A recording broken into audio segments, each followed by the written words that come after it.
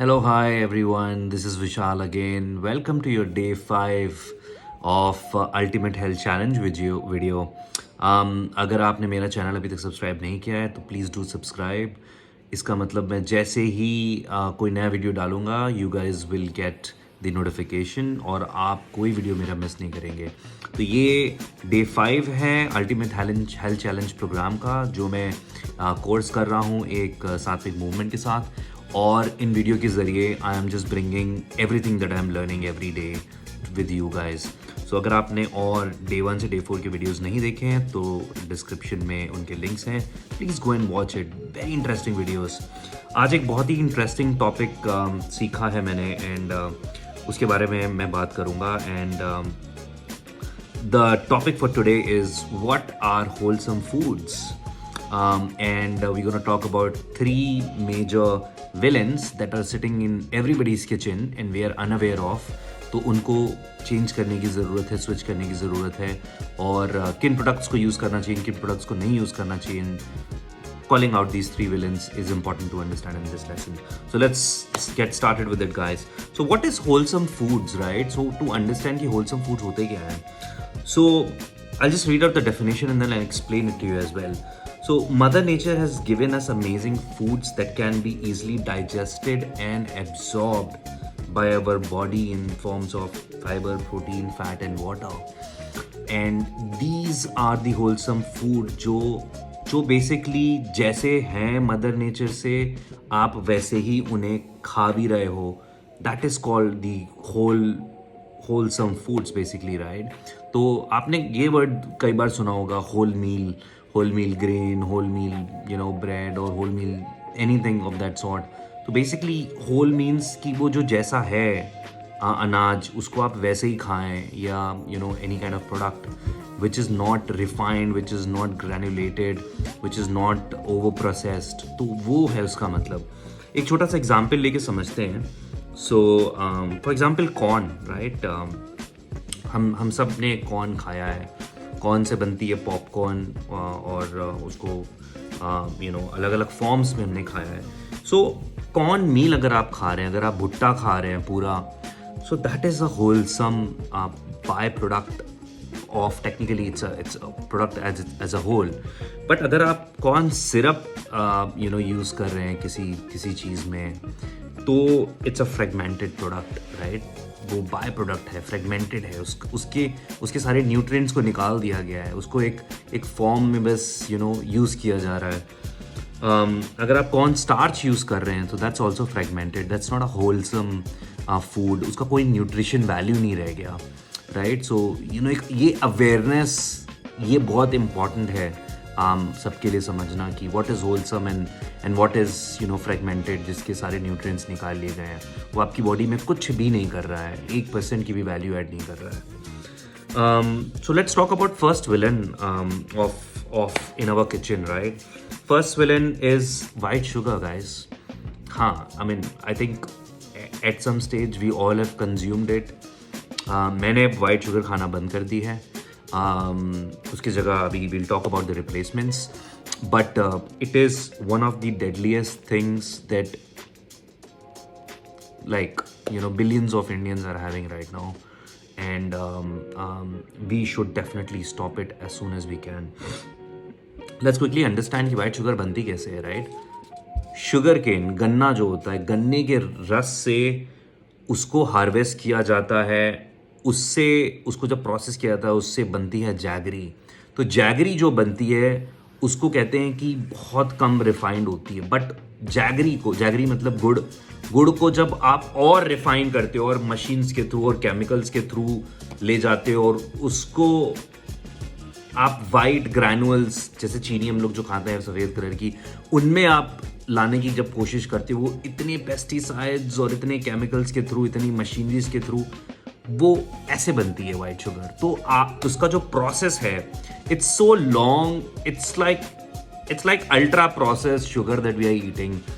And sugar what it does is it just spikes our blood sugar and it does really waste things to our body. एक छोटा सा example लेते हैं यहाँ पे and उससे मैं आपको समझाता हूँ and I really like this example. जैसे आप रेस्टोरेंट जाते हो एंड आप जब बिल पे करने की बारी आती है, मान लो आप 4 दोस्त के साथ रेस्टोरेंट गए, आपको अब आपकी बिल पे करने की बारी आई और यू वांट टू डच, तो आपने अपना वॉलेट निकाला और आपने ये देखा कि आपके पास वॉलेट नहीं है for some reason. So what you do, what you do is you borrow money from your friends and say कि यार you just pay on my behalf, I'll give you later, whatever, right? Exactly, but that's what sugar does to your body.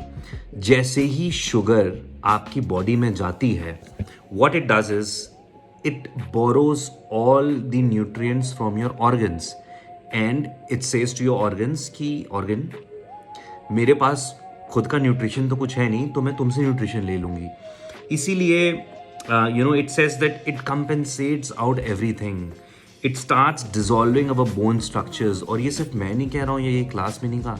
There are some researches, there are some white papers, बहुत सारे ऐसे researches हुए हैं जो ये बोल रहे हैं कि it takes all the nutrients from your organs. और ऐसा बोला भी जाता है कि sugar is more addictive than cocaine. Sugar cocaine से ज़्यादा एडिक्टिव है। एंड आई थिंक एक कोई रिसर्च हुई थी जहाँ पे एक चूहे को चीनी खिलाई गई और एक तरफ उसे कोकेन दी गई। सो ये देखा गया कि चूहा is going back to eat sugar than cocaine. सो इमेजिन करिए कि कितना एडिक्टिव है हम सब के लिए। And of course how we crave for sugar every day is crazy, right? like you all know कितनी craving होती है हमें शुगर की। So guess what, like who is taking the advantage of sugar, right? So all these big companies, right? कितनी बड़ी companies हैं, उन्हें पता चल गया है कि अब white sugar लोगों को knowledge होने लगी है, तो what they've started to do is कि वो दूसरे फॉर्म में शुगर ला रहे हैं, right? अब वो किस फॉर्म में शुगर ला रहे हैं? सो जब आप इंग्रेडिएंट्स किसी प्रोडक्ट्स के पीछे पढ़ते हो तो एनीथिंग विच से शुगर, मतलब साफ अगर बोल रहा है शुगर तो वो ऑब्वियसली शुगर है उसमें। अगर anything that ends with OSE which is like you glucose, fructose, sucralose, so many oses, right? Anything ends with syrup, किसी भी फॉर्म का सिरप अगर है वो I think cane syrup, malt syrup, brand syrup, पता नहीं कितने प्रकार के सिरप्स हैं। And anything with ol, OL, right? So anything, अगर आप इन वर्ड से एंड होते हुए कोई चीज़ देखते हो इंग्रेडिएंट्स में, everything is a different form of sugar. ये सब कंपनीज सिर्फ हमें बेवकूफ़ बना रहे हैं और कुछ नहीं कर रहे हैं गाइस। सो बी वेयर, जब आप कोई प्रोडक्ट खरीदें इंग्रेडिएंट्स देखें और समझें and become smarter about buying your products, specially diabetic लोगों के लिए। In fact at any as after 30 you should be very careful with how you're eating sugar and how much sugar you're eating, किस type के products खा रहे हो, क्या आप कंज्यूम कर रहे हो। You should be very aware of your body. So कौन सी शुगर सबसे अच्छी होती है और कौन सी शुगर सबसे ज़्यादा ख़राब होती है? Let's take a quick look. So worst type of sugars we say is white sugar. Sorry to say brown sugar as well, because it contains some kind of syrup जो वाइट शुगर के ऊपर उसको coat कर दिया जाता है। और अगर आप ब्राउन शुगर को थोड़ी देर गर्म पानी में रख के छोड़ेंगे तो आप देखेंगे कि वो ब्राउन कलर अपने आप डिजोल्व होने लगा पानी के साथ, and you only left with white sugar. So ये अलग तरीका है शुगर को बेचने का। ब्राउन शुगर कोई हेल्दी शुगर नहीं होती है गाइस।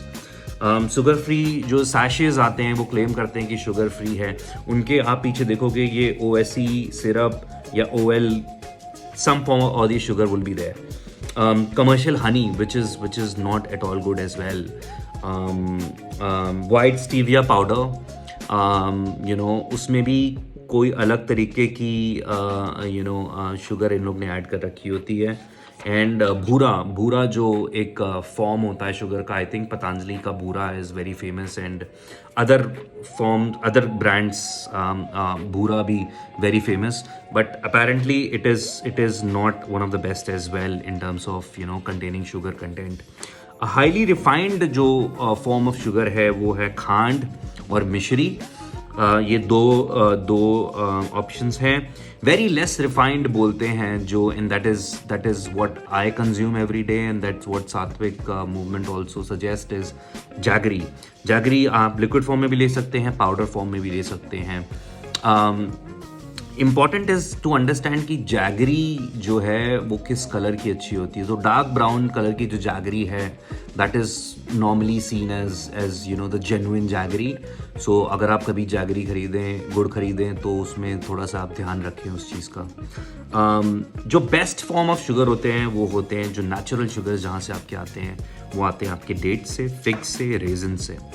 तो यू नो इट्स सजेस्टेड कि अगर आप कोई भी लड्डू बना रहे हैं, हलवा बना रहे हैं, या कोई डिजर्ट्स बना रहे हैं, use these products, right. Use dates, raisins, figs, jaggery powder. Amazing results आते हैं गाइस. चीनी और ब्राउन शुगर और ये सब डालने की ज़रूरत नहीं है. मैं पर्सनली खुद ट्राई करता हूँ, and trust me, it gives you amazing results, right. So moving on to the second villain, which is maida. So guys, maida is like your really bad sticky form of which sticks to your gut and has like very bad digestive element to it, right? So पचने में बहुत time लगता है. Maida is not very healthy. Reason being जो गेहूँ होता है वो आपके 3 लेयर्स का होता है. Let me show you with an example, right. यहाँ पे लिखा अनपॉलिश्ड वाइट राइस है, but don't look at that, but look at the picture what I have drawn. So ये गेहूँ जो होता है 3 लेयर्स का बना होता है, which is your bran, and which is your germ, which is your main इसमें लाइफ होती है. Bran is all your fibre which actually helps that to digest. और ये जो अंदर की लेयर होती है, it's called endosperm, which is actually the main the food to it. But अगर आप इन दोनों लेयर्स को निकाल दो तो ये लेयर बचती है सिर्फ, which is your just that little fruit that is left, right. मगर ये और ये अगर आप निकाल दो, उसकी लाइफ निकाल दो, उसके न्यूट्रिएंट्स सारे निकाल दो, this is what maida is and this is what गेहूँ इज़. सो मैदे को जब आप खाते हो, उसके सारे न्यूट्रिएंट्स निकल गए हैं, उसके सारे आउटर लेयर निकल गई है, उसकी लाइफ फोर्स निकल गई है. So when you eat it, it's basically sticks to your gut. It is not easily digested, guys. इतने प्रॉब्लम्स आते हैं आपको कभी जैसे मैदे का कोई चीज़ खा के, नूडल्स खा के या पिज़्ज़ा खा के या कोई भी वियर्ड सी चीज़ खा के ब्लोटिंग फील होती है, एसिडिटी होती है, ऐसा लगता है पेट इतना भरा भरा है. इसीलिए होती है गाइस, क्योंकि ये चीज़ों में कोई न्यूट्रिशन वैल्यू नहीं रह गई है.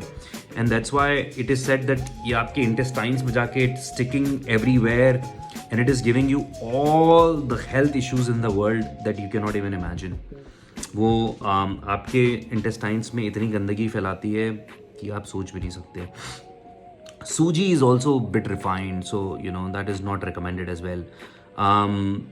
बाजरा फ्लावर्स आप खा सकते हैं if it is unpolished and wholesome. Whole wheat आटा आप खा सकते हैं, बट इट इज़ रिकमेंडेड कि इंग्रेडिएंट्स पढ़ें. So that was about second villain. Let's quickly jump on to the third villain. Third villain is white rice, guys. So हमने बात करी white sugar के बारे में, we talked about maida, and third is white rice. White rice क्यों guys? जो मैंने अभी आपको डायग्राम दिखाया, exactly the same thing happens with white rice as well. जो ब्राउन राइस होता है उसके सारे न्यूट्रिएंट्स को खाली करके, उसका ब्रान निकाल के और उसका लाइफ फोर्स निकाल के जो बचता है, that is your white rice. That is your polished, via machines processed, ultra processed, refined rice. That is your white rice, right? So white rice आपके शुगर लेवल को बहुत स्पाइक करता है. उसमें फाइबर नहीं होते हैं और स्टार्च इतना ज़्यादा कंटेंट होता है कि ये चीज़ आपके शुगर लेवल्स को स्पाइक करती है. सो आई थिंक एक नंबर भी बताया गया था कि about 80 million people in India are diabetic. So और हम इतना ज़्यादा राइस खाते हैं गाइस कि वी आर अनअवेयर कि हमें क्या खाना चाहिए, क्या खाना नहीं चाहिए. तो switching on to the wholesome options is the best thing to do. तो वाइट राइस की जगह आप ब्राउन राइस खाएं. आप रेड राइस भी खा सकते हैं, आप ब्लैक राइस भी खा सकते हैं. These are the good 3 options. Suggest किया जाता है कि आप राइस को 3 घंटे पहले सोक करके रखें.